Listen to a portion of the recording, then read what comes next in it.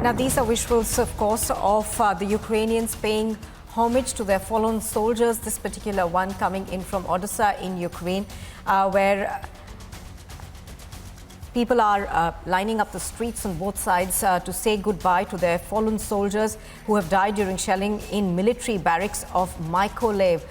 These people, as you can see, are on both sides of the street with Ukrainian banners and flags over there, waiting to say goodbye to those departed soldiers who have, of course, been casualty of the conflict between Ukraine and Russia. But even as this happens, of course, there are several things that are consecutively on in the situation in Ukraine and Russia. What we have seen, of course, is the NATO continuing to build pressure, but nothing's really come off it except the fact that NATO is now saying that it will be supplying more weapons to Ukraine to be able to fight the Russians off. But visuals like this continue to come in with people who have unfortunately fallen to this escalating conflict.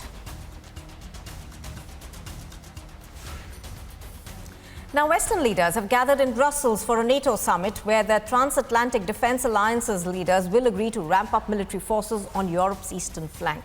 The back-to-back emergency meetings of NATO, the Group of Seven and the European Union are taking place to draw up plans to ramp up pressure on Russian President Vladimir Putin as Russia's invasion of Ukraine enters the second month. US President Joe Biden and other world leaders took part in a trio of summits in Brussels focused on pressurizing Russia to end its war in Ukraine. Europe's diplomatic capital hosted an emergency NATO summit as well as a gathering of the Group of Seven industrialized nations and a summit of the 27 members of the European Union.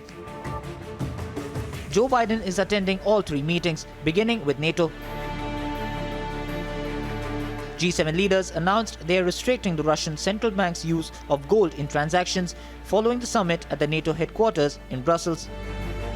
Previously, sanctions against Russian elites, the country's central bank, and President Vladimir Putin did not impact Russia's gold stockpile, which Putin has been accumulating for several years. Vladimir Putin must be defeated, and for that to happen we need to support Ukraine as much as possible, and we need to implement the sanctions in order to put pressure on the Kremlin, and together with the G7 countries, together with NATO, together with the EU member states, we will work a lot in order to make sure that we remain rock solid united, because this war must stop. It is fundamental to protect and to promote the international law and the democratic principle. Russia holds roughly $130 billion in gold reserves, and the Bank of Russia announced on February 28 that it would resume the purchase of gold on the domestic precious metals market.